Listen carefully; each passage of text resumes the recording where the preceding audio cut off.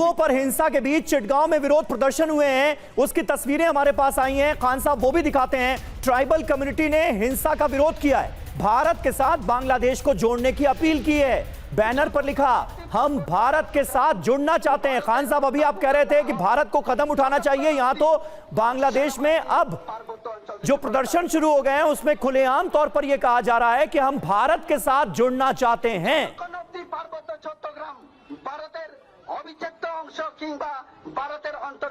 Minimum 2-3 महीने, शायद 2-3 महीने पहले का जब ये मांग उठी थी, आपने सही बताया।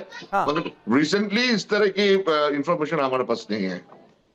ठीक है, लेकिन क्या एक वर्ग है जो आपकी तरह ये चाह रहा है कि भाई भारत को इंटरवीन करना चाहिए, यानी भारत की तरफ उम्मीद भरी नजरों से देख रहा है बांग्लादेश के अंदर? I was talking about the bordering issues, जहां से वो फायरआर्म्स एंड अदर्स आ रहे हैं, इंडियन टेरिटरी के बात उठ रहा है कि जो फायरआर्म्स बरामद हो रहे हैं बांग्लादेश के अंदर, sources are saying that these are from your part. So इसीलिए आपकी जो इंच है, आपकी जो बॉर्डरिंग उन लोगों इंडिया के खिलाफ प्रोपेगेंडा का एक बड़ा हिस्सा हो, क्योंकि आप सोचिए कि हम बांग्लादेश को क्या हथियार भेजेंगे, क्यों भेजेंगे हथियार? हम तो यही चाहते हैं कि आप अच्छे से No, I'm not fingering on you, pointing on you. There are some separatists and others lying across. सीधी सी बात है, भारत से हथियार बांग्लादेश जाए, ये थोड़ी उल्टी गंगा बहाने वाली बात मुझे लगती है। बल्कि हमारी चिंता ये है कि उधर से हथियार नॉर्थ ईस्ट में आएंगे।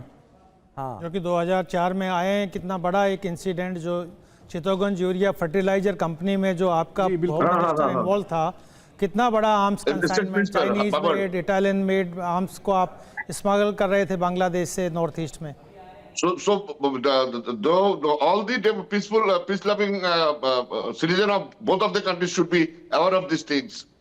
लेकिन संजय भारद्वाज जी, आपको क्या लगता है, मतलब अभी जो खान साहब ने कहा कि इतना आसान नहीं है कि जमात बांग्लादेश की सत्ता पर काबिज हो जाए, आपस में भी बहुत रिफ्ट है। भले ही मोहम्मद यूनुस क्यों ये ना चाहें कि वो सुप्रीम पावर के तौर पर आने वाले वक्त में जाने जाएंगे और जो भी सरकार बने वो उनके अंडर में रहे, जमात सत्ता में आ जाए, लेकिन ये इतना आसान नहीं होगा, ये भी उन्होंने कहा। भारद्वाज साहब, देखिए समीर, पहली बात तो मोहम्मद यूनुस को क्विट करने की आदत नहीं है। ग्रामीण बैंक से उनको हटाया गया था, अभी भी मुझे लगता है कि धक्का मार के हटाना पड़ेगा। ये बात सही है इनकी कि जमात इस्लाम का कोई मास बेस नहीं है, वो सिर्फ उन्होंने क्या किया है, अपने इंस्टीट्यूशंस पे कब्जा कर लिया है।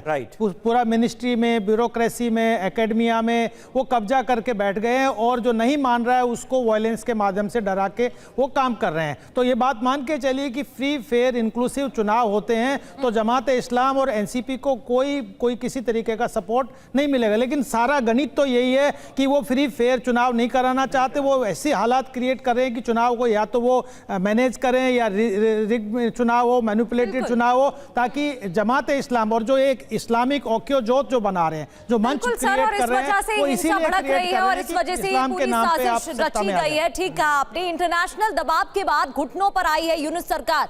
वित्त सलाहकार सालेहुद्दीन अहमद ने कहा है कि भारत के साथ संबंध सुधारने पर काम कर रहे हैं, तनावपूर्ण संबंधों को सुधारने के लिए कदम उठाना महत्वपूर्ण है, आर्थिक हितों को राजनीतिक बयानबाजी से अलग रखकर काम कर रहे हैं, ये बात भी उनकी तरफ से कही गई है।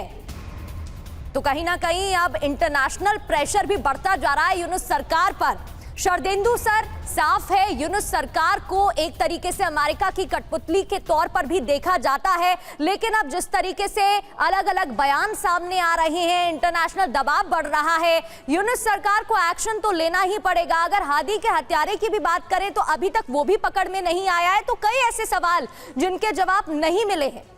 देखिए, आपने बिल्कुल सही बोला। बांग्लादेश की जो स्थिति है उसकी पूरे वर्ल्ड में चर्चा हो रही है, किस तरीके से एक अच्छा खासा देश फंडामेंटलिस्ट के गिरफ्त में चला गया और हिंदुस्तान की जो मैत्री थी 54 साल की, 1 साल के अंदर ही उस वो धाराशायी हो गई। इस पे काम करना होगा। देखिए, बांग्लादेश को किसी भी तरीके से दूसरे फोल्ड में फंडामेंटलिस्ट के गिरफ्त में नहीं जाने दिया जा सकता। कुछ चंद एक लोग हैं जो सड़कों पे आर्सनिस्ट हैं, आग लगा रहे हैं और जिसको भी वहां की शासन का शह मिली हुई है। बिल्कुल सही बात है और ये साफ नजर आ रहा है। बांग्लादेश के हालात पर हमारी नजर लगातार बनी हुई है।